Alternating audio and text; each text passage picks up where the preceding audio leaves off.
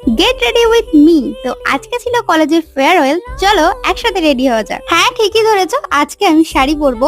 এই শাড়িটা বৌদির থেকে কিছুক্ষণের জন্য ধার করে নিয়ে এসেছি। শাড়িটা ভীষণ ভালো লেগেছে। শাড়ি পরতে আমি একদমই পারি না, তাই মা আমাকে একটু হেল্প করে দিচ্ছিল শাড়ি পরা। আর আমি আসলে বুঝতেই পারছিলাম না শাড়িটা ঠিক কিভাবে পরবো, একদিন করে নাকি পিন আপ করে। চলো সেটা পরে ভাবা যাবে, আগে মেকআপটা কমপ্লিট করে নিই। এতদিন যা বৃষ্টি হচ্ছিল, ওয়েদারটা ঠান্ডা ঠান্ডা ছিল, কিন্তু আজকে হঠাৎ করে এত গরম করে দেবে বুঝতে পারিনি। আসলে আমি মেকআপটা বেশি করি না, হালকা করে ফাউন্ডেশন লাগিয়ে নিয়েছি, দেন কম্প্যাক্ট লাগিয়ে নিলাম। আজকের মেকআপটা কিন্তু প্রচন্ড ইমোশনালের মধ্যে দিয়ে যাচ্ছে, বিকজ আজকে আমাদের বিদায় অনুষ্ঠান। 3 বছরের আমাদের একটা জার্নি আজকে শেষ হতে চলেছে। ভাবতে পারছো এটা কতটা কষ্টের? অ্যাকচুয়ালি যারা কলেজ লাইফ শেষ করে চলে এসেছে তারাই এই ইমোশনটার ব্যাপারে বুঝতে পারবে।